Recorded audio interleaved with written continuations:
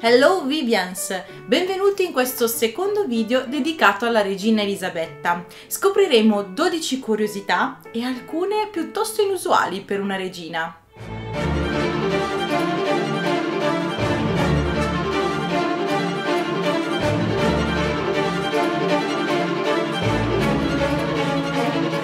Non era destinata al trono. Per i primi 10 anni della sua vita, la principessa Elisabetta era un reale relativamente minore.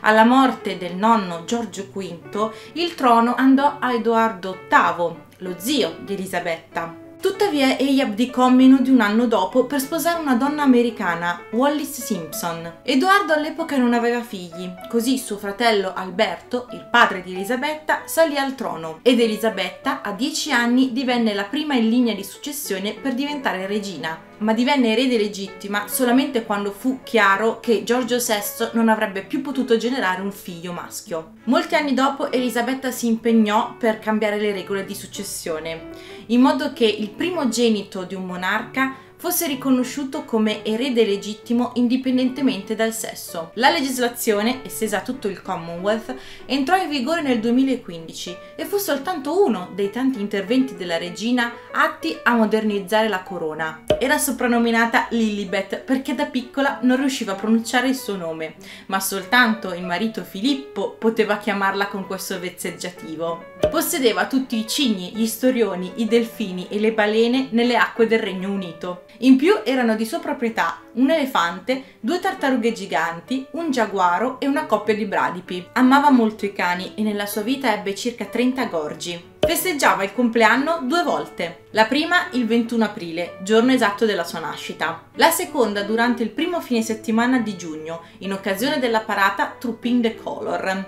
una tradizione voluta da Giorgio II per esigenze climatiche. Era la sovrana più longeva della storia del Regno Unito. Il suo regno è stato il più lungo della storia britannica, superando nel 2015 il record detenuto dalla sua trisavola Vittoria, ed è il più lungo in assoluto per una regina. Era la più ricca tra i suoi predecessori, con un patrimonio di 370 milioni di sterline. Non è andata a scuola. Non era contemplato che un erede al trono andasse a scuola come tutti gli altri bambini. Quindi venne istruita a casa da diversi insegnanti, come si faceva con i bambini nobili nell'Ottocento. Ha avuto il privilegio di avere un insegnante dell'Eton College, una scuola ancora adesso solo per maschi, e le insegnava religione niente di meno che l'arcivescovo di Canterbury.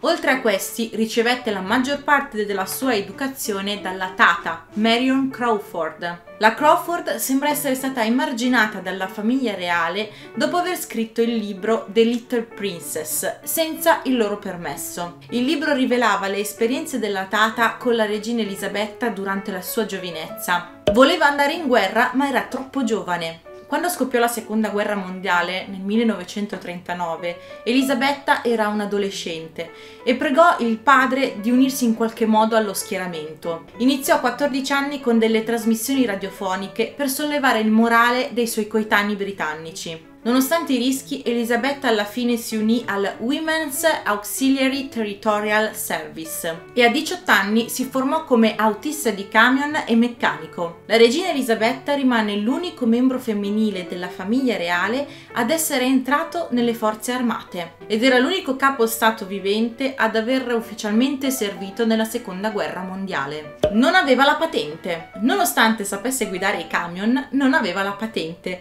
perché in Gran Bretagna il documento viene rilasciato in nome di Sua Maestà e sarebbe stato come darsi la licenza da sola. Questo non le ha impedito di portare in giro l'ex principe ereditario saudita Abdullah per i terreni di Balmoral. Un'iniziativa che sorprese tutti. A quel tempo in Arabia Saudita alle donne non era consentito guidare, quindi Abdullah non era abituato a essere trasportato da una donna, figuriamoci da una regina. Per lo stesso motivo non aveva neanche il passaporto, ma è stata comunque il capo di Stato che ha viaggiato più al mondo, visitando 115 paesi tra più di 270 visite di Stato ufficiali. Ha rilasciato una sola intervista in tutto il suo regno. La regina era molto riservata e teneva la sua politica lontano dagli occhi del pubblico. Secondo il Daily Mail, parte del fascino duraturo della regina è che non ha mai messo la sua anima nuda al pubblico, ma è rimasta avvolta nel mistero, tanto che venne soprannominata Elisabetta la Silenziosa dallo storico David Starkey. Ma nel 2018 ruppe con la tradizione per dare alla BBC la sua prima intervista in occasione del 65esimo anniversario della sua incoronazione. La sua incoronazione è stata trasmessa in televisione contro la sua volontà.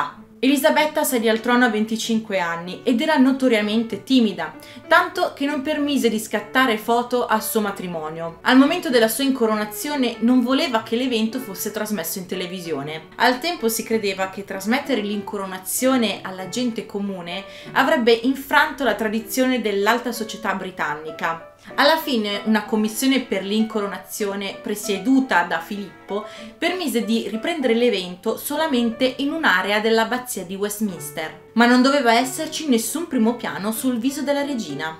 Ha recitato in James Bond. Con il tempo la regina deve essersi sbloccata, perché nel 2012 decise di recitare una scena con Daniel Craig nei panni di James Bond per aprire le Olimpiadi di Londra. Si dice che all'inizio il regista chiese se poteva usare le sembianze della regina, ma lei rispose che voleva apparire lei stessa. Secondo l'ex sarta di Elisabetta, Sua Maestà avrebbe addirittura insistito per avere un ruolo da protagonista. Se vi sono piaciute queste curiosità sulla regina Elisabetta e ne volete altre, lasciate un like. Vi ricordo anche che potete supportarmi ulteriormente se volete e ricevere dei vantaggi abbonandovi al canale. Io vi aspetto al prossimo video qui su YouTube, ma se volete venirmi a trovare anche su TikTok, Facebook e Instagram, ricordatevi di cercare Vivi Everyday, oppure cliccate i link in descrizione. Ciao!